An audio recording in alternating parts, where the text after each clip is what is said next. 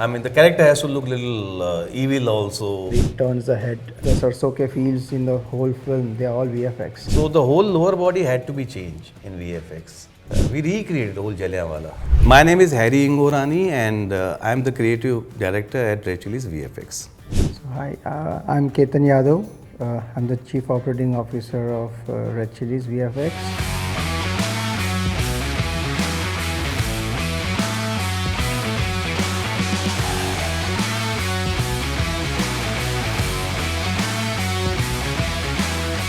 For me, the difference between a good VFX and bad VFX is that there are two types of VFX mostly, which is one is the invisible VFX, where the audience should not know whether this has been shot live or it is kind of done in VFX, okay?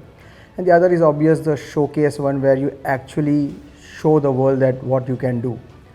In both the cases, the invisible VFX, if the audience can make out that it is actually done in VFX, that becomes a bad VFX. It should be invisible to the naked eye. People should not know, they should just debate whether, how it was done. And of course, the visible VFX, if it's breathtaking, if it's amazing, it's done properly, and it goes well with the scene, something new, something exciting, that's also comes in the same category as a good VFX. You take recent films like, say, Sher Shah, the whole snow-capped mountains in the backdrop, okay? They are all VFX. If you take Zero, the height of SRK, being a dwarf, it's invisible VFX. If people would have make out that it's not a dwarf in the film, something is wrong with his height, is changing, or it is not consistent, then it would have fallen flat on the face, right? I mean, visible VFX. You take Raone, where or Krish, where we have tongue coming out of the mouth, Ravan, those cubes which form the villain, okay, or the cubes which form Jeevan.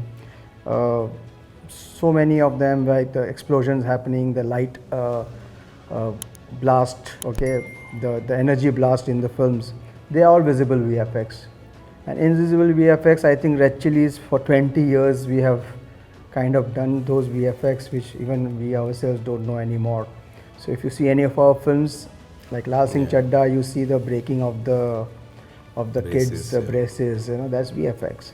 The fields, the sarson ke fields in the whole film, they are all VFX. But I mean, even if we show it to somebody else, there's no way anybody can make out that those fields are actually not there.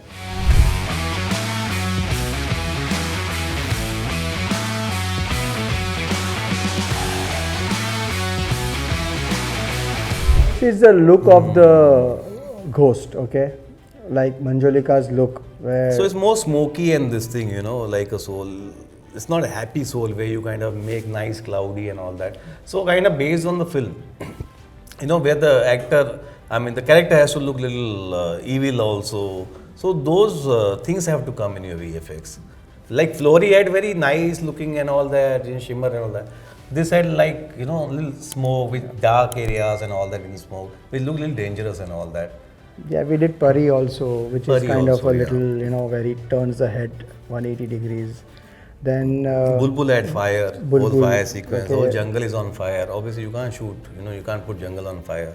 And it's a process, we take a brief from the director, we make some samples out of it. Then we go back to the director and take some inputs from him, what he likes, what he dislikes. And then it's like an interactive process which kind of takes a little time, but once we arrive at the look, then it's just that you have to just carry that look throughout the film.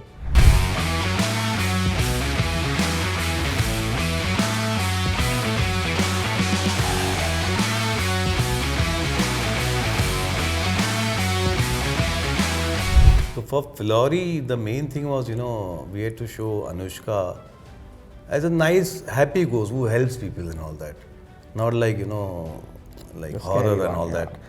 So the idea was, from director's point of view, she's not walking because she's a dead soul. So obviously she's kind of, floating.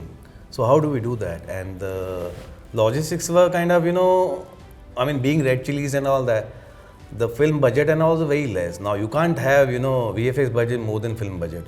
So we had to work out something where the both worlds can meet, you know. So Anushka started practicing on Segway. You know, at that time it was new. So Segway, she was practicing for a month and a half. So that solved the problem, you know. So okay, floating, so there's no harness, you can shoot quickly on Segway and all that.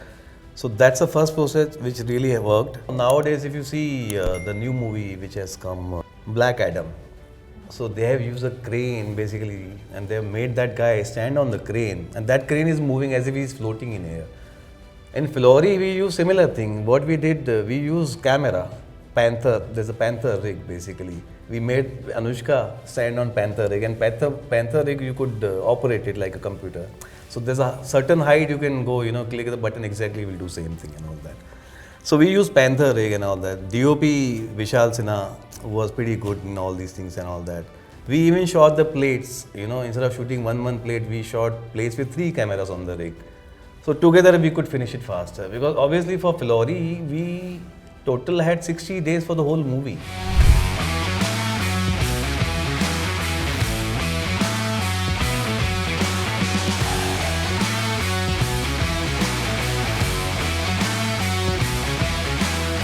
Basically, her lehenga which she was wearing, we had to show translucency inside, and obviously there are no legs.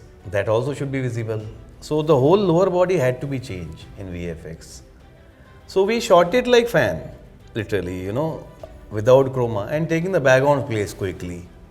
Basically, we are placing the background plate on top of the lehenga and kind of, you know, making it completely invisible. Then with 3D, we made the assets of lehenga and all that, which was made with simulation, you know, each, like stitching, instead of stitching, we had particle simulation on each of this thing, lehenga, which could shine, which could shimmer based on the shots and all that. And it had a lot of layers. So there we got the asset, we made the asset, I think it started kind of, you know, working. Because the whole idea was how do you do it cheaper and better for Phillauri, and that was very challenging, otherwise we wouldn't have taken it up only. But that really worked.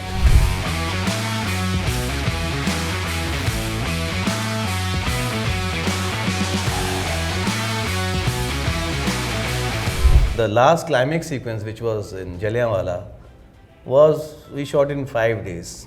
That's what the major VFX was. In Jallianwala, if you see, we didn't get to shoot inside Jallianwala because they don't allow you. So we had certain images of Jallianwala from top, from one of the building we clicked and all that. And we recreated the whole Jallianwala, the whole garden with trees and all that as per the image and all that. So that was completely CGI.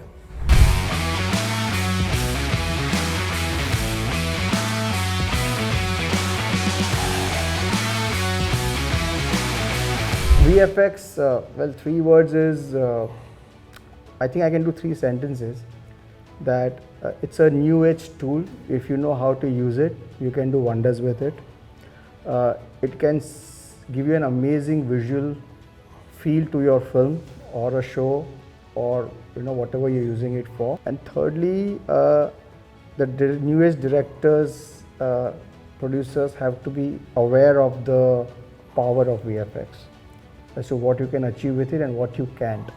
So sometimes they try to force VFX on things which would be simply shot, and sometimes they basically do the other way, where they kind of, you know, force themselves to do it live when it is very simple and easy to do in VFX. VFX for me is, you know, like, I mean, I really love it, first of all, because things which I never learned in school and all that, that also you have to learn, because when you are recreating something, so you need to do a lot of R&D, how real things work and all that.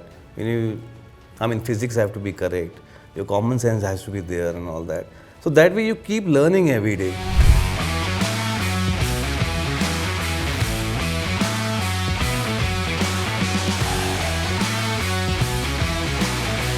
So basics you need to know to kind of get into the VFX. The first thing is basically, you know, you should watch a lot of movies and see exactly, you know, where the VFX has been used. The second process is you should start doing sketching. Once you start doing sketching, you will know what is your frame is. Exactly what needs to be done, how much needs to be done. You should know your frame. Then you should simultaneously start learning photography, because that will give you the idea how camera works. So doing the photography, Then you come to the, you get into the VFX.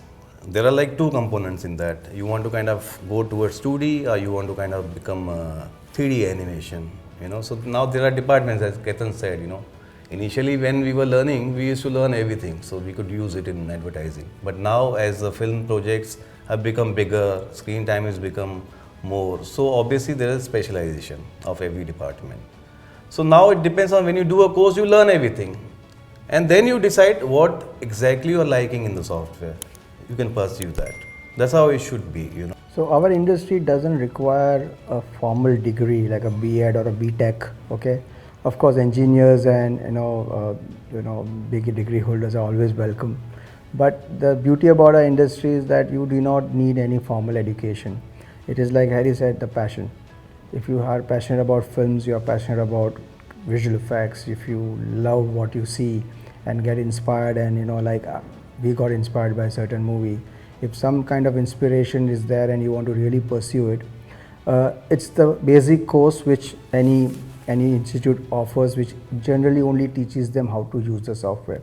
They do not teach you the techniques and what a live project, experience which you're going to gain. You can only gain in a studio. So that's how everybody in our industry is joining the visual effects industry, is that you do a course, you get into a studio, you be a part of a live project, and that teaches you and actually also shows you your future path or your strengths and your weaknesses as to what you should do and what you should pursue. It was lovely being on IGN India. Thank you for watching us on IGN India, or India's VFX Revolution. Please like and share and subscribe on IGN India.